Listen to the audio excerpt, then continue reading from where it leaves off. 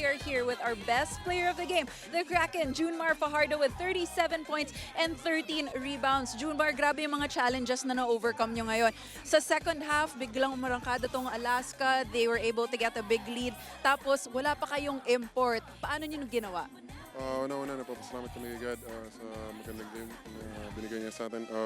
Walang na-injury sa amin as well as sa Alaska. And then, ayun, kailangan namin mag-step up kasi wala nga si AC. And then, buti yung bench namin na ipinasok ni coach, nag-contribute. And then, ayun, pinakita namin yung karakter namin na kahit kulang kami, kahit wala kaming import, kaya namin manalo. Kasi alam naman namin na may tiwala kami sa isa't isa, tsaka tiwala kami sa sistema ni coach. And then, ayun, tiwala kami sa isa't isa. So, At na-mention mo nga na yan yung napakita nyong character ng SMB na kaya nyo kahit wala kayong import. Pero coming into this game, grabe ba yung pressure na naramdaman mo knowing that your team would be relying on you as well? Hindi.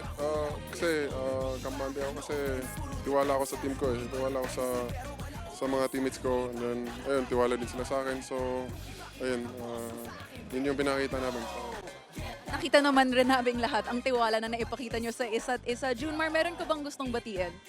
Binabati ko lang parents ko nasa Cebu, yung kapatid ko nasa Cebu rin. And then, yung mga fans ng San Miguel, sana pagpatuloy niyo yung pagsuporta sa amin. Gagawin namin lahat. May panalo yung mga games namin. Thank you so much, Junmar. Once again, congratulations.